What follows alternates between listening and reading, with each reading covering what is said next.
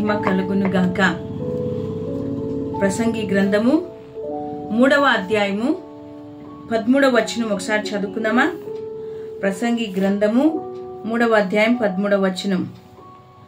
మరియు ప్రతివాడు అన్నపానములు పుచ్చుకొనుచు తన కష్టార్జితము వలన సుఖమును అనుభవించుట దేవుడిచ్చిన బహుమానమే అని తెలుసుకుంటిని. హల్లెలూయా, దేవునికే స్తోత్రం కలుగును గాక. అన్నపానములు పుచ్చుకొనుచు తన కష్టార్జితము వలన సుఖము అనుభవించుట దేవుడిచ్చిన బహుమానమే అని సొలొమోను రాస్తూ ఉంటున్నాడు. నా ప్రియమైన దేవుని బిడ్డలారా, మరి సొలొమోను జ్ఞాని, దావీదు యొక్క కుమారుడు. దేవుడు అతనికిచ్చిన జ్ఞానము బట్టి సొలొమోను దేవుడు ఏమై ఉన్నాడో అని ఆయన గ్రహించి సూర్యుని కింద జరిగే ప్రతి ప్రయత్నము కూడా ప్రయాసము కూడా మానవునిది ఒకరోజు వ్యర్థమవుతుందని అతడు గ్రహించాడు. అందుకే ఆయన ప్రతిదీ వ్యర్థము వ్యర్థము వ్యర్థము అని చెప్తూ ఈ గ్రంథంలో రాస్తాడు. అవునా ప్రియమైన వాళ్ళారా, ఈ 3వ అధ్యాయం 13వ వచనములో ఆయన అంటాడు, ప్రతివాడు అన్నపానములు పుచ్చుకొనుచు తన కష్టార్జితమును వలన సుఖం అనుభవించిన దేవుడిచ్చిన బహుమానం. మనమందరం అనుకుంటాము, కష్టము పడి సంపాదించి ప్రయాసపడుతున్నాం, బాధపడుతున్నాం. కానీ ఎంతో మందికి లేని భాగ్యాన్ని దేవుడు మనకిచ్చాడు. మన జీవితానికి, మన జీవితంలో సంతోషం అనే దానికి పునాది ఏమని ఆయన చెప్తూ ఉంటున్నాడు.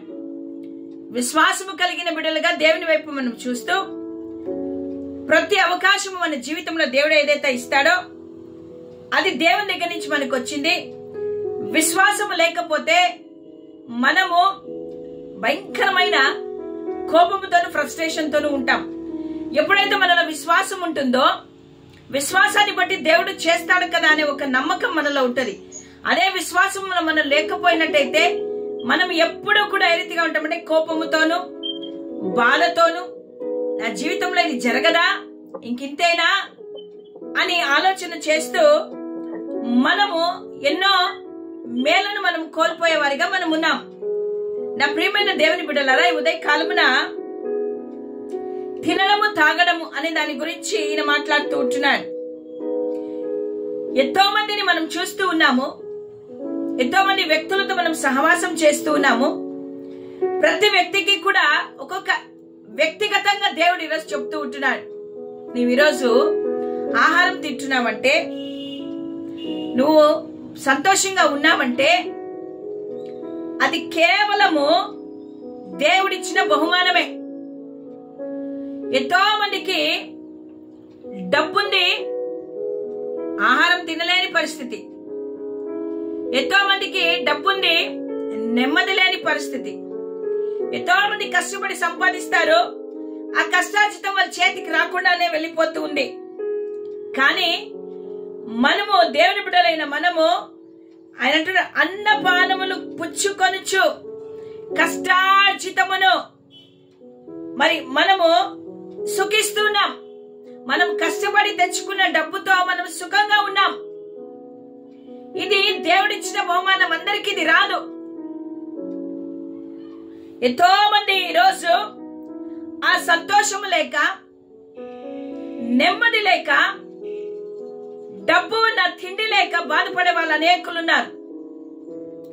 నా ప్రియమైన వాళ్ళారా, దేవుడు ఇచ్చేది ప్రతిదీ మన కొరకు మంచివే ఇస్తాడు. ఆయన మంచినే మన కొరకు చేస్తాడు. మనల్ని ప్రేమించే దేవుడు, ఆయన మనకు బహుమానం ఇచ్చారు. ఈరోజు నువ్వు చేతులతో కష్టం అనుభవించి, నువ్వు సంపాదించి, నీ నోటి నిండా, నీ కడుపు నిండా ఆహారము తినే కృపను దేవుడు నీకు ఇచ్చాడు. అందును బట్టే దేవునికి కృతజ్ఞతాస్తుతులు చెల్లించాలి. కొంతమందికి ఆ బహుమానం లేదు, కొంతమంది సంపాదించలేరు, తిండి తినలేరు. పాపపు ఊబిలో పడి పాపపు అలవాట్లకు లోకం వైపు చూస్తూ వెళ్ళిపోతున్న వారు ఎంతో మంది కుటుంబాలలో త్రాగుడుకు బానిసలై వారి కష్టమును కుటుంబము ఆ కష్టార్జితమును కుటుంబం అనుభవించకుండా అది త్రాగుడుకు వెళుతుంది. కుటుంబంలో లేమి దరిద్రత ఉండి ఎంతో మంది ఇబ్బంది పడుతూ ఉన్నారు కుటుంబాలలో. కానీ దేవుని నమ్మిన మనకు, దేవుని ఎరిగిన మనకు, దేవుని యొక్క గొప్పతనాన్ని తెలుసుకున్న మనకు, దేవుని మనం ప్రేమిస్తున్నాము కాబట్టే, దేవుని మార్గంలో నడుస్తున్నాము కాబట్టే, దేవుని మనం ఆరాధిస్తున్నాము కాబట్టే, ప్రతివాడు అన్నపానములు పుచ్చుకొని కష్టార్జితము వలన సుఖమును అనుభవిస్తూ ఉంటున్నాం. మనకు కలిగింది కొంచెమే, తృప్తిగా ఉన్నాం, సంతోషంగా ఉన్నాం, కుటుంబంతో కలిసి ఉన్నాం. హల్లెలూయా! ఇది దేవుడిచ్చిన బహుమానం కాదా? ఎంతో మంది రోజు ఆ యొక్క తిండి లేక కుటుంబాలు చిన్నాభిన్నమైపోయి పాడైపోయి కుటుంబాలలో దుఃఖము, వేదన, రోదనతో బాధపడుతున్న వారు ఎంతమంది లేరు? మన చుట్టూ ఉన్న సమాజంలో మనం చూస్తూ ఉన్నాం. కానీ దేవుడు నిన్ను నన్ను ప్రేమిస్తూ ఉన్నాడు. హల్లెలూయా! మనకి ఏది తక్కువ కాకుండా సమస్తమును మనకు అనుగ్రహిస్తూ ఉంటున్నాడు. నా ప్రియమైన వాళ్ళారా, మనము గమనించినట్టయితే మనం ఏ పరిస్థితుల్లో ఉన్నా కూడా, ఏ స్థితిలో ఉన్నా కూడా మనము దేవుణ్ణి స్తుతించే వారిగా ఉండాలా. నీకు ఆహారం ఉన్నా ఆహారం లేకపోయినా, నీకు డబ్బున్నా డబ్బు లేకపోయినా, నీకు ఏమున్నా ఏమీ లేకపోయినా, నీకు జీవమునిచ్చిన దేవుణ్ణి నువ్వు ఆరాధించే బిడ్డగా ఉండాలి. ఆయన మన పక్షాన నిలబడి మనల్ని నడిపించే దేవుడిగా ఉంటున్నాడు. చాలా మంది మీరు గమనించండి, సుఖమైన నిద్ర ఉండదు చాలా మందికి. ధనం ఉంది, నిద్ర లేదు. ఎందుకు? వారికి ఎన్నో రకాల టెన్షన్స్, వారికి ఎన్నో ఆలోచనలు. కొన్నిసార్లు డబ్బున్న వారు సరిగ్గా నిద్ర పట్టక నిద్ర మాత్రలు వేసుకుంటారు. అయినా పాపం వారికి బాధలే, కంటి నిండా నిద్ర లేదు, కంటి నిండా నిద్ర లేక బాధపడుతూ ఉన్నారు. నిద్ర కూడా దేవుడిచ్చిన ఒక బహుమానమే. మనకు కష్టపడుతున్నా, ప్రయాసపడుతున్నా, కంటి నిండా దేవుడు నిద్రనిస్తున్నాడు, ప్రశాంతంగా పండుకోగలుగుతున్నాం. ఇంతకంటే మన జీవితానికి ఏది కావాలి? ఎన్నో రాత్రులు నిద్ర లేక బాధపడుతున్న వారు ఎంతో మంది ఉన్నారు. నా ప్రియమైన దేవుని బిడ్డలారా, దేవుడు మనల్ని ప్రేమించి మనకిస్తున్న బహుమానాలు కడుపు నిండా అన్నము, కంటి నిండా నిద్ర. హల్లెలూయా! దేవునికి స్తోత్రం కలుగును గాక. అందుకనే దేవుని బిడ్డలైన మనము ఎన్నోసార్లు మనకి సత్యం తెలియక మనం ఏం చేస్తున్నామంటే దేవుని గొనిగి సనుగుతూ ఉన్నాం. ఇంకా ఏం నా పరిస్థితి, ఇంకా ఏంటి ఇదే స్థితి, కడుపు నిండానే తినలేనా, ఆ ఆహారము కూడా లేకుండా ఎంతో మంది బాధపడుతూ ఉన్నారు. నా ప్రియమైన దేవుని బిడ్డలారా, ఈ ఉదయకాలమున దేవుడు ఇచ్చిన బహుమానాన్ని మరి మనము నిర్లక్ష్యము చేయకుండా, ఎంతో మందికి లేని అవకాశాన్ని దేవుడు మనకి ఇస్తున్నాడు. మరి ఆ యొక్క మంచి దానిని మనము పొందుకొని దేవునికి కృతజ్ఞతాస్తుతులు చెల్లించే వారిగా ఉండాలి. యాకోబు పత్రిక 1వ అధ్యాయం 17వ వచనములో మనం చదువుకుందాము. నా ప్రియ సహోదరులారా, మోసపోకుడి. శ్రేష్టమైన ప్రతి ఈవియు, సంపూర్ణమైన ప్రతి వరమును పరసంబంధమైనదై జ్యోతిర్మయుడకు దేవుని యొద్ద నుండి వచ్చును. ఆయన యందు ఏ చంచలత్వమైనను లేదు అని దేవుని వాక్యము సెలవిస్తుంది. మనము సంపూర్ణమైన ప్రతి వరమును పరసంబంధమైనదై జ్యోతిర్మయుడకు తండ్రి యొద్ద నుండి వచ్చిన ప్రతి మంచి గిఫ్ట్, బహుమానము ఎవరి దగ్గర నుంచి మనకు వస్తూ ఉంది? ఈ లోకం దగ్గర నుంచి వస్తుందంటే కాదు, అది పరలోకపు తండ్రి మనకిస్తూ ఉంటున్నాడు. ఈ బహుమానము, భోజనము, నిద్ర ఇవన్నీ కూడా దేవుడు మనకు అనుగ్రహిస్తున్నాడు. కాబట్టి మనము దేవుని ఘనపరిచే వారిగా ఉండాలి. దేవా, నువ్వు ఇచ్చిన దీని యొక్క కృప కొరకై స్తోత్రములు చెల్లిస్తుంటున్నాం. నాయనా, మీరు మా పట్ల మేలు చేసినారు, మీకు స్తోత్రములు చెల్లిస్తుంటున్నాం. కాబట్టి మనకు సమయము దొరికిన కొలది అందరిలా విశేషముగా విశ్వాస గృహములకు చేరిన వారి ఎడలను మేలు చేయుదుము. మనకు దేవుడు అన్ని సమస్తాన్ని సమకూరుస్తున్నాడు. కాబట్టి మరి మనమేం చేయాలి? గలతీయులకు రాసిన పత్రిక 6వ అధ్యాయం 10వ వచనం ప్రకారము మనము సమయము దొరికిన కొలది దేవుడు తృప్తిగా మనకు తిండినిచ్చి కంటి నిండా నిద్రనిచ్చి చేతికి మనం చేయడానికి పనులనిచ్చి మనను నడిపిస్తున్న దేవుడు మనకిచ్చాడు. కాబట్టి మనము విశేషముగా విశ్వాస గృహముకు మనం ఏం చేయాలంటే మేలు చేసేవారిగా ఉండాలి. అంటే మనం సంఘముగా కూడినప్పుడు, దేవుని బిడ్డలైన మనము కలిసినప్పుడు విశ్వాస గృహమునకు చేరిన వారి ఎడలను మేలు చేయుదుము.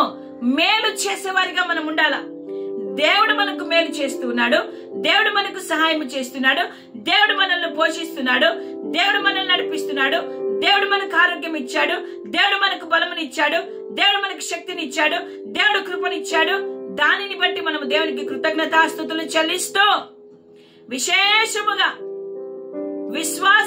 విశ్వాసులు ఎక్కడైతే చేరుతారో వారి ఎడల మేలు చేసేవారిగా మనం ఉండాలని దేవుడి ఉదయకాలం మనతో మాట్లాడుతూ ఉంటున్నాడు. కాబట్టి దేని విషయం కూడా బాధపడద్దండి. సుఖమును అనుభవిస్తూ ఉన్నాం. ఎంతో మందికి ఉండడానికి ఇండ్లు లేవు, వేసుకోవడానికి దుస్తులు లేవు, కంటి నిండా నిద్ర లేదు, కడుపు నిండా తిండి లేదు, ఆదరించే వాళ్ళు లేరు, ధైర్యపరిచే వాళ్ళు లేరు, సహాయం చేసే వాళ్ళు లేరు, ఓదార్చే వాళ్ళు లేరు. కానీ అందరికంటే దేవుడు మనకు మేలును చేస్తూ మనల్ని నడిపిస్తున్నాడు. అందుని బట్టి స్తోత్రం. అవి దేవుడిచ్చిన బహుమానమే. ఇంతకంటే ఇంక మనకి లోకంలో ఏది కావాలా? ఆస్తులు, అంతస్తులు, ఐశ్వర్యం ఒక రోజు ఉంటాయి, ఒక రోజు ఉండవు. కానీ ఈ మేలును మనం పొందుకొని దేవుని దగ్గర నుంచి బహుమానాలు పొందుకొని మనము సంతోషించే వారిగా ఉండాలని దేవుడు కోరుకుంటున్నాడు. కాబట్టి అన్నపానములు పుచ్చుకొనుచు కష్టార్జితము వలన సుఖమును అనుభవించుట దేవుడిచ్చిన వరం. మీరు కష్టపడుతున్నారని ఎప్పుడు బాధపడద్దండి. ఇంకా ఎన్ని రోజులు, ఇంకా ఎంతకాలం ఈ బాధ, ఇంకా ఎన్ని రోజులు నేను పని చేయాలా? కాదు, అది దేవుడిచ్చిన బహుమానం. హల్లెలూయా. దేవునికే స్తోత్రం కలుగును గాక. కాబట్టి ధైర్యం తెచ్చుకుని దేవుని వైపు చూడండి. బహుమానం ఇచ్చింది దేవుడు, నడిపించేది దేవుడు, ఆదరించేది దేవుడు, హెచ్చించేది దేవుడు, సహాయం చేసేది దేవుడే. దేవుడు ఈ మాటలు మన వినికిడిలో దీవించును గాక. ఆమేన్. ప్రార్థన చేద్దామా? పరిశుద్ధుడైన దేవానికి స్తోత్రములు నాయనా. మాకు బహుమానముగా మీరు ఇచ్చారు. అవునయ్యా, కష్టార్జితం వల్ల సంపాదించి మా కుటుంబాలను మేము పోషించుకొని నైనా కడుపు నిండా మంచి ఆహారం తినడానికి, నైనా కంటి నిండా మంచి నిద్ర మాకిచ్చి, నైనా ఇదిగో మా కుటుంబాలను సుఖముతో మీరు నింపుతున్నందుకు మీకు వందనాలు. ఎన్నో కుటుంబాలకు ఈ యొక్క యోగము లేదు ప్రభు. ఎన్నో కుటుంబాలలో డబ్బున్న, ఆస్తి ఉన్న, అంతస్తున్న, పేరు ప్రఖ్యాతులున్న, తినడానికి సరైన తిండి లేదు, పడుకోవడానికి వారికి నైనా ఎన్నో భయంకరమైన ప్రయాసాలు పడతారయ్యా. కంటి నిండా నిద్ర లేక బాధపడుతున్నారు. కానీ మీ ప్రేమను బట్టి, మీ కృపను బట్టి మాకు ఇట్టి బహుమానాన్ని మీరు ఇచ్చి నాయన మమ్మల్ని నడిపిస్తున్నందుకు మీకు స్తోత్రాలు చెల్లిస్తున్నాం ప్రభా. మీరు ఇచ్చిన మంచి ఈవి కొరకై మీకు స్తోత్రాలు. Thank you Jesus, thank you lord. మీరు ఇచ్చిన ఈ మంచి బహుమానం కొరకై స్తోత్రాలు, స్తోత్రం స్తోత్రం స్తోత్రం చెల్లిస్తున్నాం.